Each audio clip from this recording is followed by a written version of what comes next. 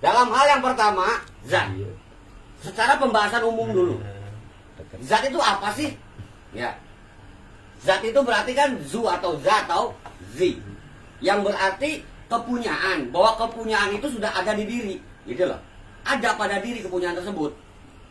Ya, contoh misalkan sifat sabar. Ada pada diri disebut dengan penyabar. Beda dengan kepunyaan yang tidak ada pada diri. Contoh misalkan HP gua. Bukan zu atau bukan zat. Ya, karena ada di luar luar diri, gitu loh. Ya, ini mengacu kepada kepemilikan lil milki ataupun hu, kepunyaan, gitu loh. Tapi kalau zat udah ada di diri kepunyaannya, keimanan, termasuk juga ilmu, ya, yang dianugerahkan semuanya sudah ada di diri. Contohnya kayak Zulqarnain, Zulfikar, Zulkifli, kan begitu. Ya, Zul Jalali wal Ikram. Nah itu dari unsur zat.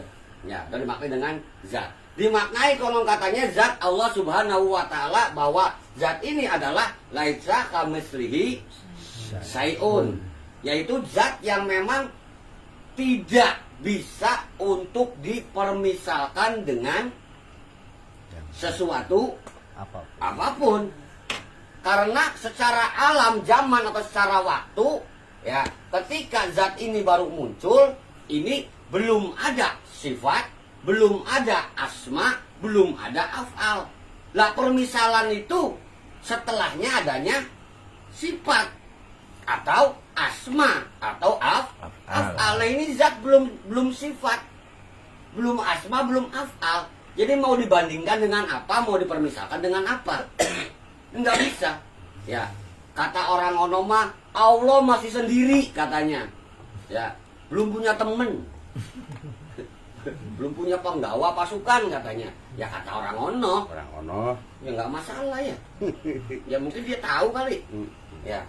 Yang intinya bahwa pada zaman ini secara zat laisa kamitslihi syai'un, apapun nanti yang akan terjadi adalah tetap kepunyaan Allah. Ya, tidak ada permisalan. Karena apa? Karena tunggal. Secara pemaknaan ilmu ma'rifatullah tentang martabat 7, berarti ini ada pada martabat ahadiyah, ahad, tunggal. Ya, esa tunggal. Beda dengan wahid. Kalau wahid mah esa satu berbilang. Kalau ahad tunggal. Ya.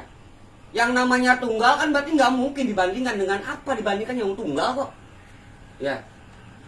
Anak tunggal ini mah beda sama adiknya, kan goblok kan? Tunggal punya Saya adik. punya anak tunggal, beda sama kakak sama adiknya. Inilah ngaco nantinya. Ya, tunggal kok. Nah, laisa kamitslihi syai'un, kepunyaan Allah. Dalam hal sifat, dalam hal asma dan af'al, ini zat selalu mengikut. Pasti tidak bisa dipermisalkan. Bukti nyatanya dalam hal af'al, perbuatannya Allah, dalam hal menciptakan makhluk. Contoh misalkan, ya, diciptakan jin, manusia, termasuk juga hewan dan tumbuhan. Bisa nggak dipermisalkan? Promo kayak komodo gitu. Boleh ya? Boleh. Tapi bukan berarti kan ini biawak, emang berarti komodo kan? Iya. Promo, ya, semisal komodo merayap. Ya, kan begitu. Tapi bukan berarti kan bahwa Romo ini komodo atau komodo ini Romo. Tapi itu dua subjek yang berbeda, yang dipermisalkan saja. Ya, nah itu kan ketika kita tahu, ya, mana Romo, mana komodo, kan begitu. Lah kita terhadap zatnya Allah atau terhadap Allah tahu enggak? Tahu enggak kepada zatnya Allah atau hakikatnya Allah yang kayak gimana? Kalau tahu berarti Allah makhluk, karena Anda hebat, karena mungkin Anda pernah bertemu. Pernah ketemu nggak sama Allah? Pernah ngobrol nggak sama Allah? Pernah main nggak? Atau Allahnya main ke lu lah? Atau mimpi bareng ketemu sama Allah? Gitu. Berarti nggak tahu ya? Nggak tahu. Nggak pernah ngelihat ya? Nggak pernah. Mungkin nggak sesuatu yang Anda tidak ketahui, yang Anda tidak pernah melihat, terus Anda memperkirakan, menyamakan, memisalkan. Pokoknya anu tuh pokoknya kayak kupu-kupu deh anu tuh. Anunya tuh apa? Iya kan? Saya tuh pokoknya merasa anu, pokoknya kayak kipas deh, puyeng gitu loh, muter-muter. Anunya apa? Ya pokoknya anu. Yang belum pernah melihat, belum pernah tahu, ya hafal kagak. Tiba-tiba mempermisalkan. Ya jelas-jelas masuk kepada laisa kamitslihi saya pun Allah mah begitu. Karena kita nggak tahu secara zat. Yakin? Yakin.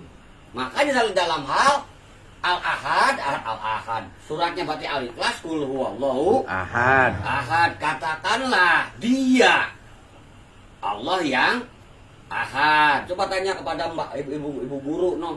Secara kalimat itu kayaknya menyalahi kaidah susunan kalimat. Masa kata ganti di depan? Kan begitu. Kul katakan huwa dia Allahu Ahad, bahwa Allah kepunyaan atau yang mempunyai Ahad atau Allah yang tunggal yang Maha Esa. Tuh, katakanlah dia Allah yang Maha Esa. Seharusnya kan dijelaskan dulu subjeknya. Contoh misalkan Romo, iya kan? Romo kepala pembangunan. Pembangunan ya, masuk kepala. Ketua masuk kepala pembangunan. Bahaya doang. Yang punya otak ide. Iya. Ya. Ketua pembangunan Jauhar Izzati. Kan begitu. Dia senyumnya rada manis kalau lagi banyak dana. Nah, contoh domir, jangan kesana keterangannya. Ya, berarti kan dia ini jelas. Oh Romo, berarti kan begitu. Ya, Romo ketua pembangunan, dia senyumnya menjadi manis karena dananya banyak. Tiba-tiba senyumnya kecil kalau dananya. Berarti kan apa bener nih? Ya, dianya itu domirnya ini kata ganti ini untuk Romo kan begitu. Ya karena kita tahu Romo, karena kita melihat Romo. Lah kita terhadap Allah melihat kagak? Kan gitu. Ya bertemu kagak, maka langsung kepada domir dia. Ini kembali kepada hal yang pertama, zat. Secara pribadi, secara pemaknaan umum, ini adalah Allah tidak bisa dipermisal-misalkan karena kita tidak mengetahui sosoknya ataupun apa-apanya, kan begitu, sehingga tidak bisa dijadikan apapun untuk sebagai permisalan yang nggak bisa. Ya, dan dimaknai dengan permisalan berarti kan ada yang dimisalkan. Nah, untuk kitanya harus tertanam yang pertama adalah zat. Jadi yang pada prosesi khawarikul adat, ya, ini hal yang pertama zat, yaitu Anda kedepannya tidak bisa lagi untuk dipermisal-misalkan. Dulu, jangan Romo deh, si A misalkan, ya kan, A lu kayak anjing lo, nah, lo kan brengsek lo. Kan masih bisa dipermisalkan dengan binatang tuh. Ya, masuk nih pada khawarikul adat. Sudah mulai nih ditanamkan. Ya, yaitu menjadi pribadi-pribadi yang direhabilitasi atau yang dirubah. Sehingga dia tidak bisa lagi ke depannya untuk dipermisalkan dengan sesuatu yang atau sesuatu apapun. Ya, contoh misalkan, oh iya dia mah ya kayak bapaknya. Padahal dimisalkan. Ya. Nah, harus sampai adanya tidak bisa dipermisalkan, yaitu kok beda ya, anaknya begini, bapaknya begitu, tapi sama-sama hebat.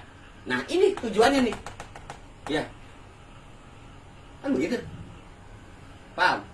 Jadi ini untuk menjadi pribadi yang mandiri, pribadi yang tidak bisa.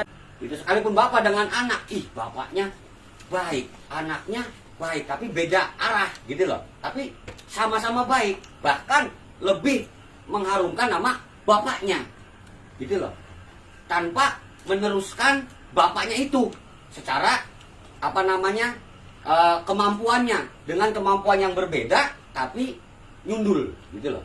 Ya, mengangkat martabat orang tua. Orang tuanya ahli pembangunan sehingga kaya raya.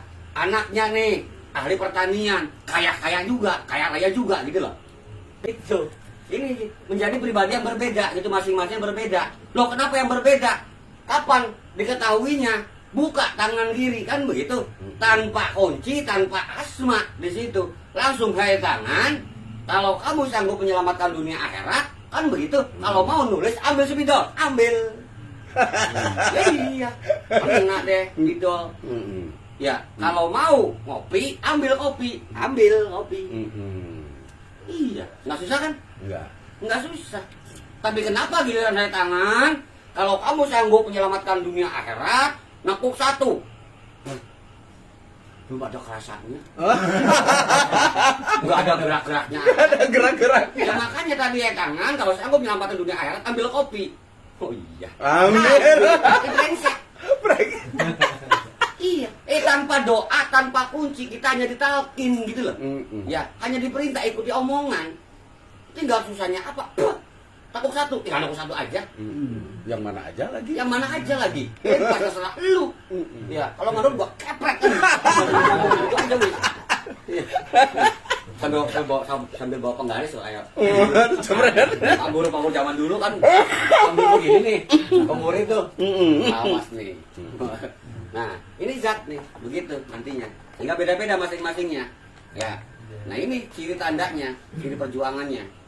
Ya, sekalipun yang nekuknya jempol, buat jempolan segala macam. Coba ambil kopi pakai jempol, bisa nggak? Nggak bisa.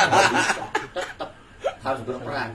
Ya semuanya. Lah ini dimaknai selanjutnya liko, berkumpul, bertemu,